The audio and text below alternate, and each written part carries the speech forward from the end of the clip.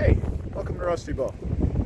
It is a nasty day. Wind, rain, rain, wind. But we're going to be inside doing some blacksmithing, some minor blacksmithing, because I'm still working on the wakazashi, smoothing that out and stuff. You know, just getting the edge down. It's taking a while. Getting the shape right. You know, I want it to be as perfect as possible. And I'm also working on the habaki, which I had to make a new one, and actually I have more work to do. I got to make a little wedge and solder that in with the silver solder, not silver bearing solder, but silver solder, which is expensive and not always easy to find. And I managed to find some at some expense, and the flux was all dried out. The store had it so long, but it was the only place that had it. So. Hey, geez. Okay, don't know if you saw. But at any rate, so I'm using conventional plumbing flux, and you know, I'm having mixed results, but mostly I think because I first applied the torch, and the torch is just bad news for something like this. Too much focused heat.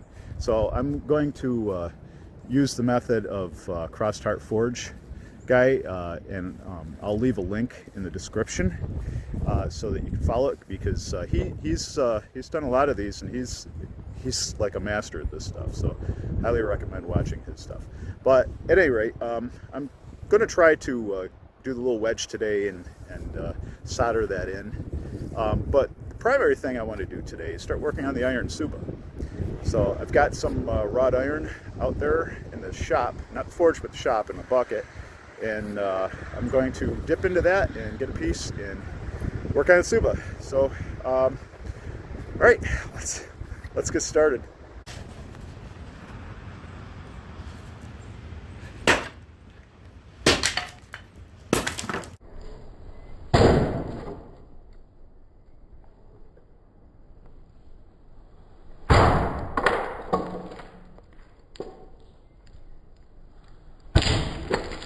So a quick note on this bronze axe. The bronzesmith gave me the blade part some years back, and along with a bronze spear and a bronze sword, which is pretty cool too. And I had a hard time finding a piece of wood that had the branch angled properly, and it's actually much harder than you think to find something. But I did manage to find something, and it might even be like out of like a really entrenched grapevine or something. Sometimes that wood can be surprisingly strong. But either way, this piece has seemed to work out, hold up over the years. And the only thing holding that blade on is jute and beeswax. And beeswax is awesome stuff. I mean, it's like nature's glue, and I've used it on a lot of stuff. So, but the jute wears out after a while, in the places where the beeswax wears out, because beeswax is pretty much a natural protectant as much as it holds things together well. But the bronze blade is pretty cool for splitting sometimes. I mean, it's got its limitations, but it's kind of interesting to bring out and play around with.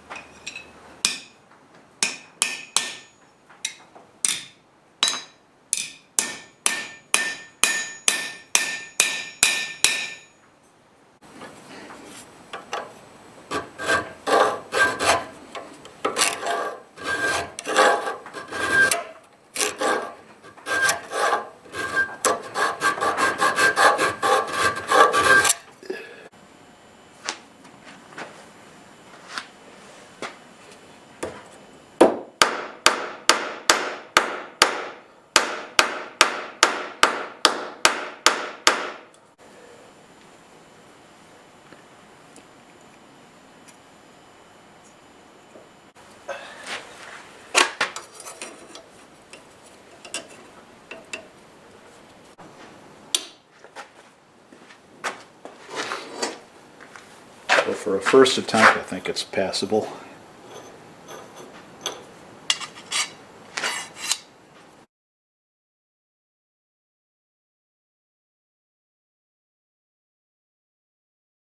And this is exactly why a torch is not a good fit for brazing a habaki.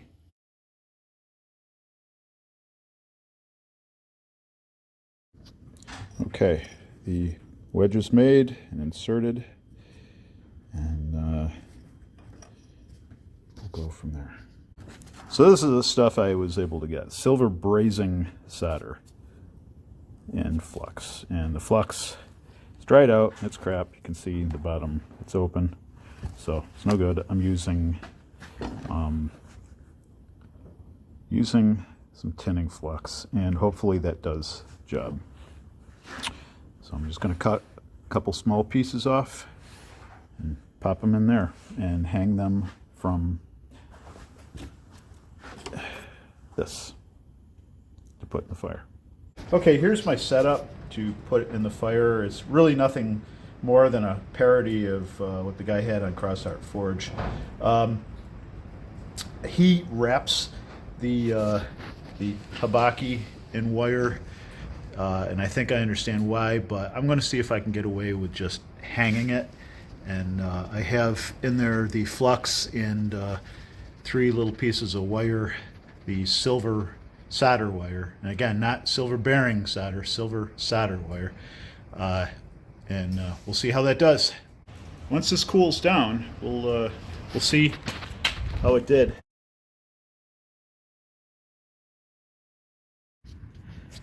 So the thing about iron, wrought iron, is that it has a hotter working temperature than steel, and at that temperature it will spark, and it's like a straw, like a yellow, maybe not a white, but a very bright yellow white color working temperature, whereas steel is more orange and red. And the welding temperature for steel looks a lot like the working temperature for iron. So the thing is with iron, if you work it at too low a temperature, you actually you actually damage the fibers. So you want to work at a higher temperature. But I have to say, with wrought iron, when you work it, it works like butter. It's very easy to work with. Most people that used to working with wrought iron really love it. But as I've found also, I've learned the hard way, you have to watch it when you're working with steel, because I was working, layering it in with steel for a project about a year or so ago, and it basically, like a vampire, diffusion, it sucked all the carbon out of my steel, and it just turned my high carbon steel into mild steel, and turned the whole thing, iron and steel, into mild steel. So I'm a little more savvy to it than I was then. But so yeah, I think we're gonna go with this piece here. Okay, there's the piece we're going to start working towards it, making a tsuba, which is the guard of a wakazashi.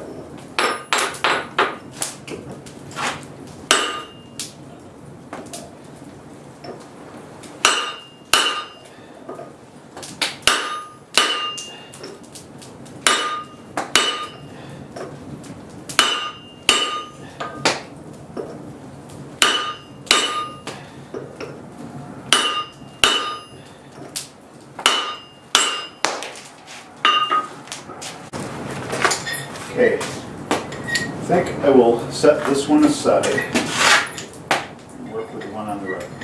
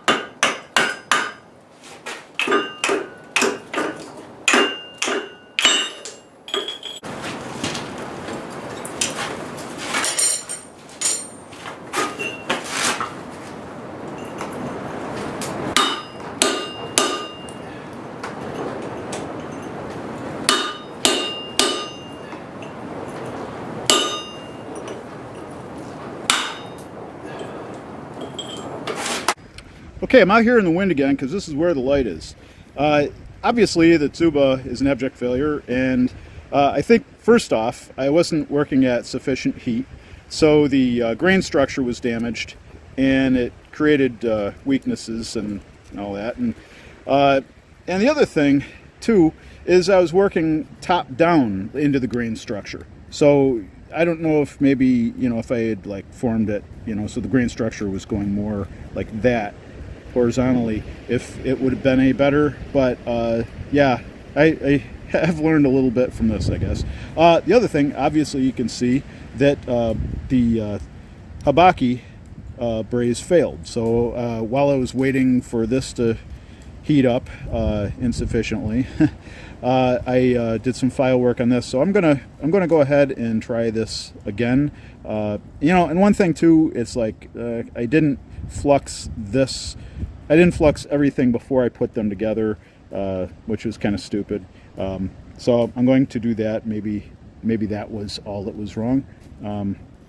The other problem was that my wire rig it heated up and too much, and it bent forward. It just kind of like it wasn't holding things together like it should have held them together. So I'm going to have to redo that. I am learning. You know, I failed with blades quite a bit, but I did find some success with them, and I'm working on the parts now, and I'm going to find success with them too.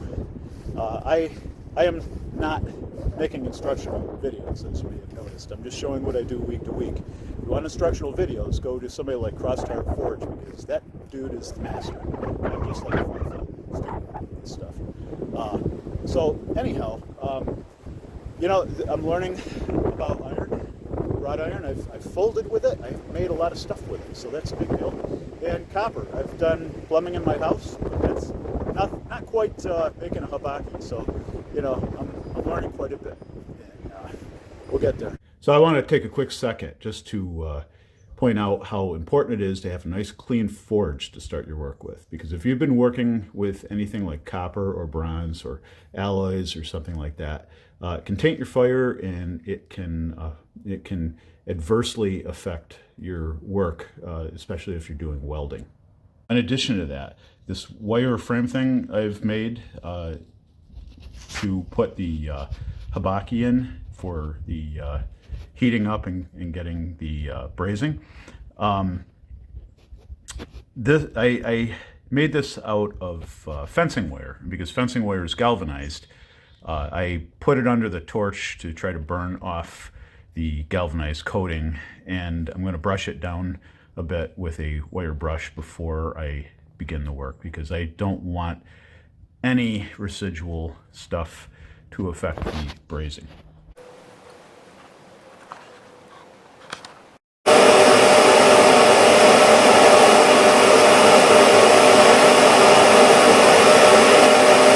Okay, so it appears as if the brazing was a success. I'm not happy about how hard it was to see the brazing rod flow,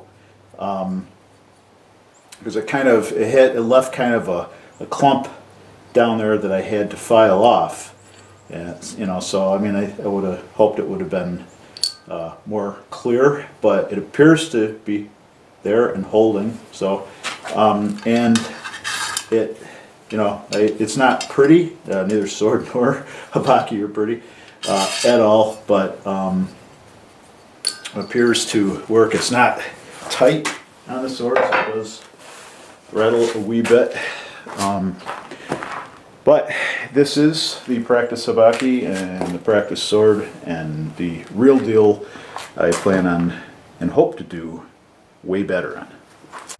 Okay, not content with 2 failures. I went back out and I worked on the habaki, and it looks like the brazing took. So it needs a lot of refining, but this is the practice habaki that goes with the practice sword, which is a crappy sword, but you know, such as it is. So it appears that I have 1 failure and 1 success this week, and I'll take that. So, okay, hope you had a good one, and I'll see you on the other side of this week. Stay well, be good.